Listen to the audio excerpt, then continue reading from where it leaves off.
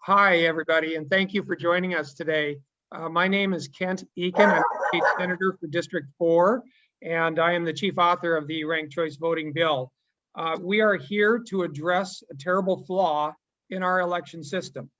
In the current system, the less popular candidate can win without a majority of the vote. And that's because today we only require a plurality of the votes to win. So if there's more than two candidates, it's possible no one receives a majority. And then we simply give the victory to the one who receives more votes than the others, even though they don't receive a majority. This has led to a problem with spoiler candidates who siphon just enough votes away from the more popular candidate and throw the election to the less popular candidate. This is circumventing the will of the people. Ranked choice voting fixes this problem. Ranked choice voting requires that a candidate has to receive a majority of the vote in order to win. It ensures the will of the people will prevail. This is accomplished through a runoff process. Indeed, ranked choice voting is often called instant runoff. We all know runoff elections are done for the top vote getters if no candidate receives a majority. But instead of having a completely separate election on another day, which is much more expensive and time consuming, ranked choice voting allows this to be done in a single cost-effective election. It is much more efficient. Instead of having a voter come back again on a separate date to select from candidates who make it to the final round, ranked choice voting allows voters to choose who they would select in a runoff the same day, which only makes sense since they're already at the polls. Why have them come back? It's important to note that a runoff process would only occur if no one receives a majority of the vote. It's also important to note that everyone gets one vote in each round of the runoff, and the Minnesota Supreme Court has ruled that the ranked choice voting is constitutional under the principle of one person, one vote. This bill allows local entities to use ranked choice voting, and it requires ranked choice voting for state and federal offices in both primaries and the general election. Unfortunately, there is an effort underway right now, as a matter of fact, as we speak in committee, there is a bill being heard that would take away the local entity's ability to implement such a system. This is the state dictating what local units of government should do, and I don't think that that's right. I do believe that the local government should have the ability to choose what they feel is best. I want the United States to once again reclaim its position as a leader in the movement for democracy, and Minnesota, being true to its motto as the North Star state, should once again lead the way. And with that, I would like to hand off to Senator Port, who has a few words to say. Thank you, Senator Eakin. Thank you, everyone, for joining us today. I just want to talk a little bit about how ranked choice voting helps to allow for more grassroots, community-based candidates. These candidates can build coalitions through our communities. Building these coalitions leads to more positive issue-based campaigning and leads away from that sort of negative campaigning as you're attempting to try to get second or third choice voting. It takes away that negative campaigning that divides our communities and really turns voters off to the process. It also disincentivizes this huge amount of outside money we have flooding into our campaigns from using their own sort of points of view to divide us as well, and instead leads to more positive campaigning that lifts up the issues that are important to the candidates and our communities instead of pulling us apart. I think that's one of the most important pieces of ranked choice voting. I'm going to hand it off to Senator Kunish. Thank you, Senator Port. I'm Senator Mary Kunish from District 41. And very pleased to be here in support of ranked choice voting. Now more than ever, we absolutely must break down the inequities in our voting system. We must open up the electoral process to new and diverse voices, and we have to give voters more power and more choice. I think we've seen across the state now how representation really does matter. And as we are building up legislatures that have more women, more diversity, more folks of color who are bringing in their issues, their stories, their communities, it is more important than ever before that we reform our voting practices in order to not only make it welcoming for them, but make it work for them as well.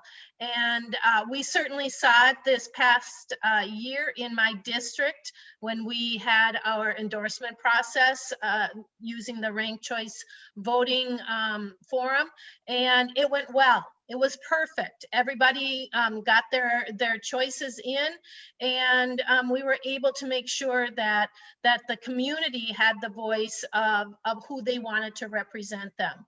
So just as I said before, now more than ever, representation really does matter as we look to issues within our state around healthcare reform, civil unrest, police reform, and those sort of things. It's important that we bring in the ability for a multitude of people to get into these positions to make a change in our state and make really good changes. So thank you very much. And I'm going to pass it over to Jean Massey from FairVote, Minnesota. Thank you. Jean, you've got to unmute real quick.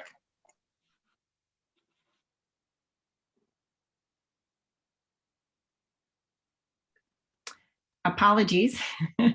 Thank you, Senator Kunish and Senator Kent and Senator Port for your leadership on this important issue.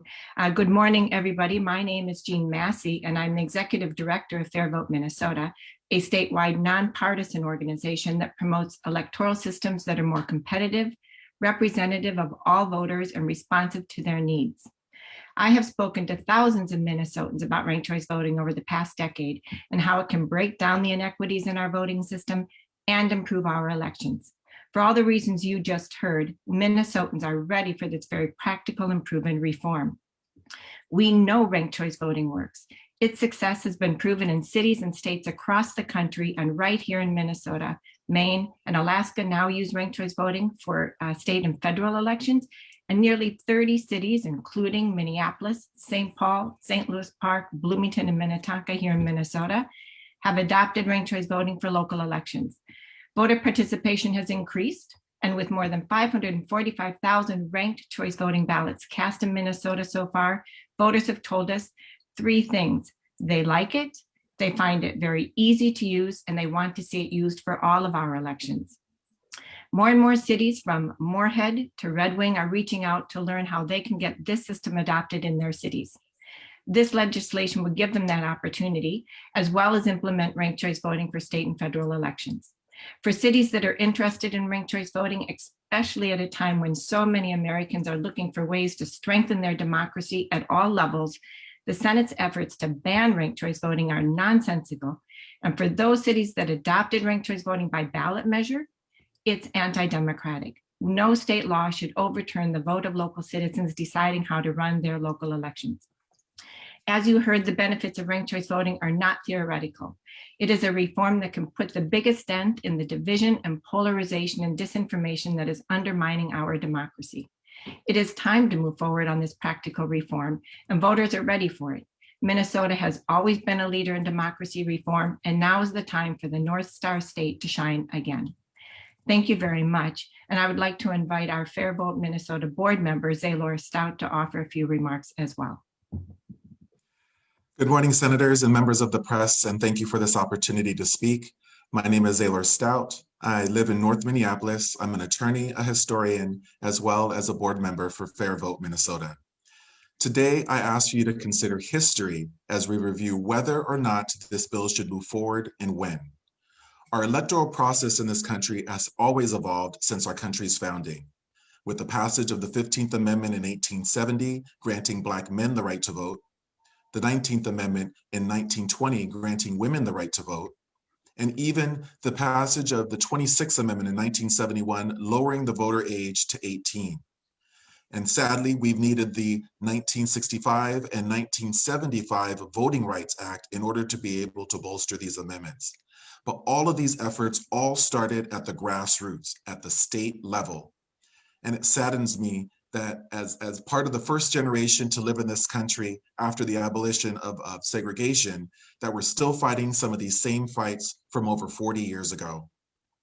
Do you know what countries Turkey, South Korea, Italy, and Colombia all have in common? They all have higher voter turnout rates than we do. So we can do better and we must do better, especially if we intend to remain, or at least in our eyes, that shining city on the hill. We need bold change now, and ranked choice voting is part of that evolution. So I implore you all to support this bill and hopefully get it moved forward to a vote this year. And handing it back to Senator Kent. Thank you. Okay, well, thank you, Zaylor. And we do have other senators here too who would like to say a few words. And so I'd like to hand it off next to Senator Putnam. Thank you, Senator Eakin, and thank you all for being here today. I am Eric. I represent District 14, which is the greater St. Cloud area. And I think that we all can realize and acknowledge that sometimes change feels a little bit strange. But the other thing about change is it gives an opportunity to realize how strange what we already do is. Sometimes change isn't as strange as what we already do and take as being normal. And when you look at our current electoral system, it doesn't serve the people, it serves the parties. And that ought to be strange to us. The two-party system is what's being held up by our current system, and that's what's potentially endangered by ranked choice voting. And I think that's wonderful. Especially because one of the tools that the two-party system is using nowadays is what Senator Eakin called the spoiler candidate. Now, we should know as candidates that we all have the responsibility to earn every single vote that we get, but voters can be tricked, I think, sometimes, and it doesn't serve their interest to have fraudulent candidates on ballots. So one of the great things that ranked choice voting will do is it will stop that practice of having fraud candidates on the ballots and let voters make real decisions about real candidates. So with that being said, I'd like to pass it on to my dear friend and colleague, Senator Ann Johnson Stewart. Thank you, Senator Putnam. I feel the same, and I'm pleased to be here today advocating for ranked choice voting. I have known Jean for quite a while as she was involved in the effort right here in my home district, District 44, which includes Minnetonka, Plymouth, and Woodland. Minnetonka did vote to adopt ranked choice voting in our local elections, and I'm very pleased about that. I agree with my friend Eric Putnam. Ranked choice voting does much to reform our political system, but remember, sometimes the third party is who we want. And the challenge then is often people who support a third party candidate may feel like they're throwing away their vote. With ranked choice voting, that doesn't happen anymore, and we can simply prioritize who we'd like to see in office. So I'm very much in favor of this. I join with my other colleagues on this press conference to thank you for your interest, and I really hope that we see some success in Minnesota as a state in the near future. And with that, I'll hand it off to my dear friend and colleague, Senator Jim Carlson from District 51. Thank you very much, Senator Johnson Stewart. I'm Jim Carlson. I represent the district that's a suburban district in Burnsville and Eagan. And I support ranked choice voting as one of the basics that we need to spread, which is already spreading in the municipalities in Minnesota as well as other states. It's being used to guarantee a majority vote getter as the person that is going to be sworn into office. If you're concerned, or let's say if you like an alternative candidate, if you like our up and coming candidates, if you are concerned about spoilers, if you're concerned about a popular initiative that just can't seem to get the support, if you don't like negative campaigning, if you don't like the choices that are forced on you by the two major parties, ranked choice voting is your savior. Ranked choice voting ends all of those negatives and adds to the positives. That's the big reason that I support it. And I'm hoping that we can make sure that this is still an option and turn down the bill that tries to preempt and repeal ranked choice voting that we already have in Minnesota and add more to it. So thank you. I'm going to turn it over to my friend, Senator McEwen. Thank you, Senator Carlson. I'm very pleased to join everybody today. Thanks very much for this meeting. I think most of, well, I should say, I'm Senator Jen McEwen and I represent Duluth, Senate District 7. And I also support ranked choice voting, and most of what has been said are all of the reasons that I support it. But I guess I'll just focus on the two pieces that are really appealing to me about the ranked choice voting are what my friend and colleague, Senator Ann Johnson Stewart, was talking about. I feel like my whole adult life, there has been this phenomenon for those of us on the progressive spectrum of the political spectrum to see our politics be broadly popular amongst most people, but really being rejected by the powerful and moneyed interests in both parties. So I'm really interested to see how ranked choice voting can help with that, to allow people to vote their conscience, and then also to rank someone as a second choice, to have a fallback and to still have their voice heard and their vote matter, and not be not have the fear of having their idealistic vote be sort of thrown away. So people with ranked choice voting, people get to vote for conscience, and that I think is my favorite part of ranked choice voting. And the other thing I do also really like about it is that I feel that it really does provide for more issue-based civil debate.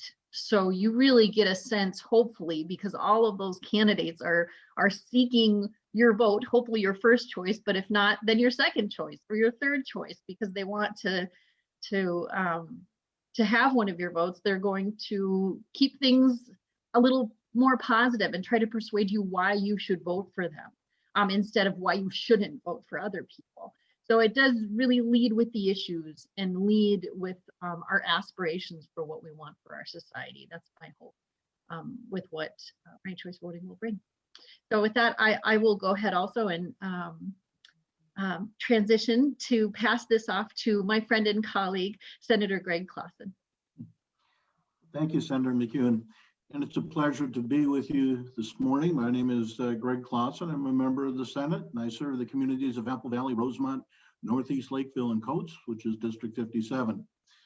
Well, one of the fundamental concepts of voting in a democracy is that every vote counts. We hear that all the time around voting time in November. Get out and vote, your vote counts. Well, due to our two-party system, voting for a third party is often referred to as throwing away your vote. And we hear that frequently too. Why vote for that person? They're never going to win. You're just wasting your vote. But in a democracy, shouldn't it be that every voter is able to vote for the person that upholds their values and ideals? In our democracy, however, too often voters feel as if they're voting for the lesser of two evils. Well, ranked choice voting allows you to vote for your favorite candidate and then rank the others. Your vote has meaning in that the election, because even though your preferred candidate is eliminated, your vote would go to the next choice that has an opportunity to win the election. So in ranked choice voting, every vote does count, which is the fundamental concept of democracy. And with that, I'm going to turn it back to Senator Kent. Thank you, Senator Clausen, and thank you everybody who spoke. You all did such a great job, and the passion for ranked choice voting really shows through, I think, and that's what we'll see happen if we implement that here in Minnesota.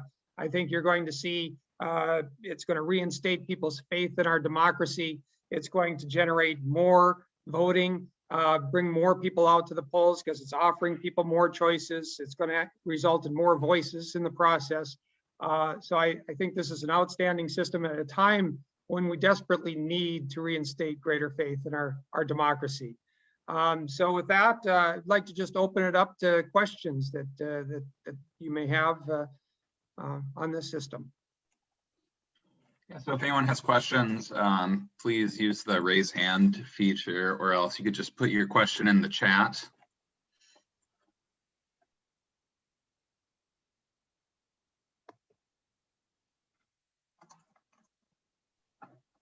We have a question from Linda Larson, if you want to unmute and ask the question. Oh, thank you for this opportunity, and thank you everybody for this informative forum here. I wasn't on board with this. I mean, I just didn't have any interest or I didn't pay attention to it until I heard Senator Eakin explain about how we can eliminate the spoiler candidates in elections. And I thought, oh, that's got to be done. So my question is, since I'm very new to this topic, is what is the dominant resistance to it? What are people saying that oppose it? Thank you. Great. Well, thank you, Linda. And I think, unfortunately, you know, sometimes it comes down to politics, feeling that one may benefit from spoiler candidates. And so they don't want to give up that advantage that they may have. I do think it's important to note that it's not a partisan issue. It certainly shouldn't be a partisan issue. I think we've had an issue, it's maybe made it a little more partisan, that we have a third party, you know, that is now siphoning votes away from one party in particular right now. It's kind of made it a partisan, but the fact is that another third party could emerge that siphons votes away from the other party. It can work either way. And that's why you'll see, if you look across the country, you'll see that there are both Republicans and Democrats who have expressed great support for this system. And we've had, you know, in the past too, we've had Republicans as well as Democrats who have been in support of this system, because it's not about, you know, partisanship. This is about just simple democracy and making sure that the will of the people prevails. So I thank you for asking that question, but I think really it just comes down to, you know, a view that at the current moment anyway, the current system may help a particular candidate win without getting a majority of the vote that they want. And that's all it comes down to. If I may follow up just quickly, Senator Eakin, to me, I think what this discussion is really significant and very important. And one dimension of it is making a distinction between spoiler candidates and legitimate third-party candidates. Those are two very big issues that we've got. The legitimate energy behind real third-party candidates and the fraudulent candidates that are being used to manipulate the system. And those are both concerns that are satisfied by ranked choice voting. And I think Senator Putnam makes a good point that there's, as far as the legitimate third-party candidates, this actually helps legitimate third-party candidates, because people don't feel, as Senator Clausen said, people don't feel like they're throwing their votes away because they know that if, you know, their third-party candidate doesn't make it through the first round, that they'll have an opportunity in the second round. So this will actually encourage more voices in the process, more candidates, giving people more choices, which again will bring more people out to the vote, out to the polls, because you know, I think people deserve to have more than two choices. I'm going to take a question from the chat real quick from Shannon, which is, what impact would ranked choice voting have on voter turnout? And is your proposal to take it statewide for all elections? And yes, it is to take it statewide. The bill that we have in would require instant runoff or ranked choice voting for all state and federal offices, both in the primaries and in the general election, and then allow local units to implement it if they so choose. And I do believe that, again, that it will generate a lot more voter activity, because there will be more choices on the ballot. People will know that the majority will prevail in the end, which they don't know right now. So for that reason, it will generate a lot more activity, which we badly need in order to ensure that everybody's voice is being heard. And then I've got another question from the chat, which is, can you talk about your strategy to get this proposal passed, given the Senate GOP's move in the opposite direction? And do you attempt to get it amended on the floor, or are you attempting to get it into conference committee? Well, it is difficult this time around. We have encountered, you know, a challenge in the Senate and trying to get it through this time around. We're going to try to get it any way we can, whether it be, you know, conference committee or, I mean, if there's an opportunity for amendment. But even if we don't get it this time around, we're laying the groundwork for hopefully future success. So we're going to keep pushing on this until it happens. It doesn't oftentimes happen the first time we're trying, but we have been trying to get this done for many years now. And I think that we keep getting closer and closer with each passing year to success, because more and more states, more and more local entities have been implementing it. It's been demonstrated to be a success. It's growing in support. I think it's just a matter of time before we get there. And we're going to try to get there this time around, but you bring up a good point that there are some challenges that we're encountering right now in the Senate in particular. But I think that in the end, we will prevail. And I think we're going to prevail with bipartisan support in the end as well. Can I jump in on that one too? I'll just say in the Senate, we are instead, as our state government bill comes to the floor, we're going to be debating restrictions on voter access. We're going to be debating provisional ballots that judge whether or not your vote should count, and that will be judged in a different way than regular voting. It's a huge step backwards for us. That is what is in the state gov bill right now. We've also had conversations about voter ID, and I imagine that we have not seen the last of that on the Senate floor this year. And so this is really sort of one of our many different proposals that we are offering to combat that, and instead to put elections back in the hands of people. And so the power for us to do that really comes from our communities. It comes from people.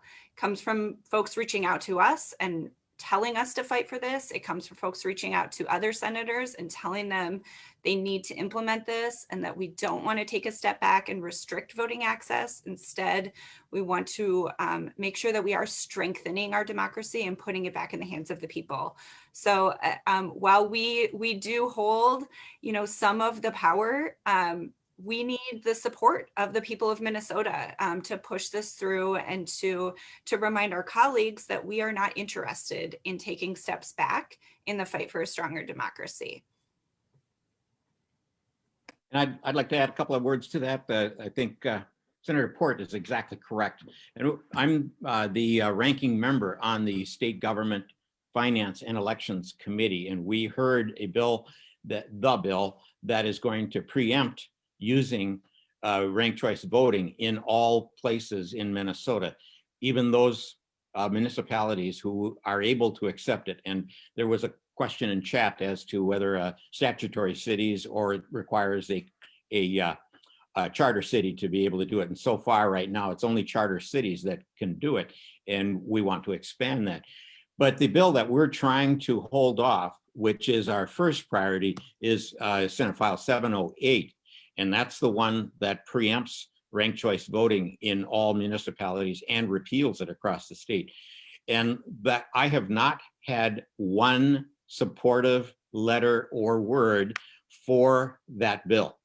All have been, let me choose myself. Let me as a city choose myself. Let me as a voter choose whether we use ranked choice voting or not. And that's the position I take, is let's let the locals choose for themselves, and let's make sure that we have an efficient, honest, and effective way to get majority candidates the votes to be able to be sworn in to represent the majority of Minnesota. So that's where I come from, and I think the other question that we were talking about in chat is whether it's going to increase. And I think Gene Massey probably has the numbers, but as far as I remember, we're talking about a several percent increase. And that is due to people now seeing that their issue is on the ballot, that their candidate is on the ballot, and they won't stay home. They'll come out and vote for their issue or their candidate, regardless if they even think that it's a winner. They want to make sure that they show support. So it will increase the turnout substantially. Well, Senator Eakin, might I add to that on the voter turnout, because I think it is important. It's a key question that we get. And what we are seeing here in Minnesota at a local level, and it's true in cities across the country, is because ranked choice voting is creating and fostering more competitive and robust and multiple candidate campaigns, we are seeing more engagement in vote by voters throughout the campaign process and higher turnout. We have seen consistently higher voter turnout over the time ranked choice voting has been in place, and we'll see it again this cycle. We've got 5 cities using ranked choice voting this year in Minnesota, including the cities of Bloomington, Minnetonka, Minneapolis, St. Paul, and St. Louis Park. So watch for those races. We'll make sure people are aware of what's happening in those races. And we expect that when we have this in state and federal partisan races, we'll see that kind of robust participation as well. We know people stay home when they don't see someone on the ballot they care to vote for. And this provides people with that choice. So thanks for that question and the opportunity to respond. And Any other questions? yeah, we are over, we're past 9:30, so I think maybe one final question. And I just saw one directed at Senator Knish, which you spoke for a moment on the benefits of ranked choice voting from an equity lens. And could you go a little deeper on that piece? Sure. Well, we know that historically women and people of color have been disenfranchised or reluctant to run because they, history has shown that they haven't had the equal footing in elections as we've gone forward. It's the saddest thing to know that some of the voting rights for not only women, but like our Native American communities have not kept up with what we wanted to see within our communities. And so I think that with ranked choice voting, the folks of color feel like they have more of an equal footing. That just as many of our senators have said, when people see that there is somebody on the ballot that maybe looks like them, that has had some of those same life experiences, whose issues mirror their own, they're more apt to not only support that candidate, but also become more involved in campaigns and elections and investigating and understanding the issues. And that goes along with candidates when they feel like they are actually going to have a fair chance at being elected and bringing those issues forward. It's a relief to them. So, one of the things that we also see is that campaigns are not cheap. Campaigns are really expensive, and most folks rely on contributions. If you don't have that kind of base already set up, this ranked choice voting allows for much more affordable elections and makes it, much more palatable for, especially our local level positions that some candidates might be running for the very first time. And so I believe that this ranked choice voting is going to, oops, somebody dare walked in front of my house, is going to allow our people, our folks of color and women and other disenfranchised groups to actually participate in an authentic and true way.